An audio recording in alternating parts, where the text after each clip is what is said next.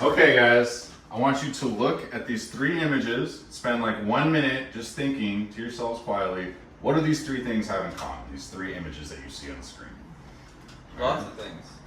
So think quietly to yourself first, quietly. just for a second, just observe, just notice what do you see in these different things. What do you think all three things have in common, okay? And no So give you about, just like 30 more seconds, just thinking, all right?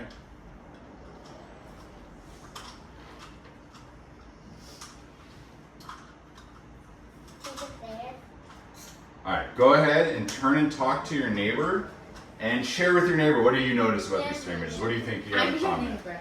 All right, Mommy's your neighbor. My neighbor. Okay, but talk What to do you Mommy. think those three things have in common, Arnie? Love. They're all Love. art. I like They're that. all I think have some sort I of think they're all face-like art. properties. I think they're all. I think they're all kind of Oh, yeah. culturally significant in their own ways.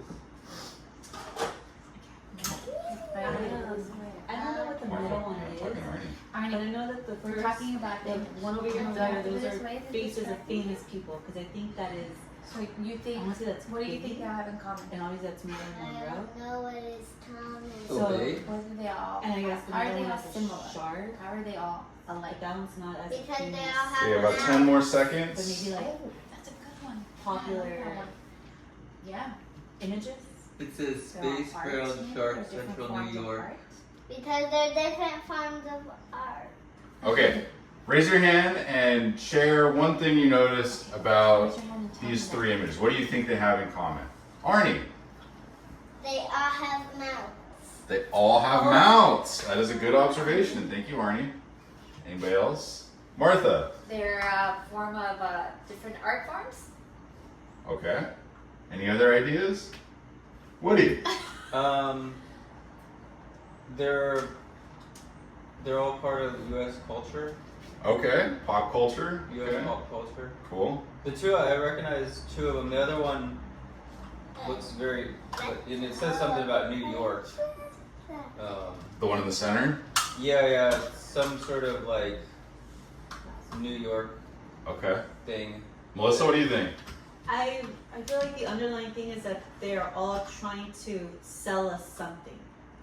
Like there's Okay. a message for each one. Okay. Well, if you're not familiar with these three images, the one on the left is Marilyn a work of art by the artist Andy Warhol. It's a print that he made, a portrait of her. The middle one, this is very popular with the kids these days. If you were a middle schooler, you would know exactly what that is. It's a spray ground backpack. This is like high pop culture value for middle school students. It's like a status symbol to have one of these spray ground backpacks. And then this is an Andre the Giant Obey sticker by the artist Shepard Fairey. And now the thing that they all have in common, besides all the things that you guys noticed, which are valid, is they were all screen printed. All three of these images were accomplished using the technique of screen printing. All right. So, Martha, can you read our objectives for today for us? Yes. I can explain how screen printing is used in the world today. I can discuss how artists have used screen printing as a form of activism and social commentary. I can critique a work of art and identify the message of the work. Identify the message of the work. Thank you, Martha. All right, so these are our goals. This is what we're hoping to do. We're going to learn about screen printing as a tool for reproducing all kinds of goods. We're going to see how artists have used it over time, and we're going to get a little practice looking at some art. All right, so we'll watch a short video. Printed shirt. All right, why is it so popular today? Okay, so unlike other printmaking techniques that require a lot of expensive machinery, presses, lots of different things, you need minimal equipment to screen print. You basically just need a screen and a squeegee and some ink, and you can be screen printing in your backyard, right? Sure. Or paper, or a poster, or a tote bag, whatever, right? It's versatile, right? You can use it for all kinds of different purposes, like we just mentioned, right? You can use it for a t-shirt, which is a very popular application of it. You can put them on a frisbee, you can put them on bags, you can do fine art prints. It can be used for all kinds of different things. There's lots of different inks that you can use. There's water-based inks and plastisol inks and other like reductive inks. There's all kinds of different materials that you can pass through the screen. It's inexpensive compared to other printmaking techniques. It's pretty cheap. Once you have a screen, you can use the same screen over and over and over again. And the other materials are relatively cheap, and it's fast. You can set up a screen and be printing in a day and be reproducing your image right away. So all of those things make it a very popular means of printmaking.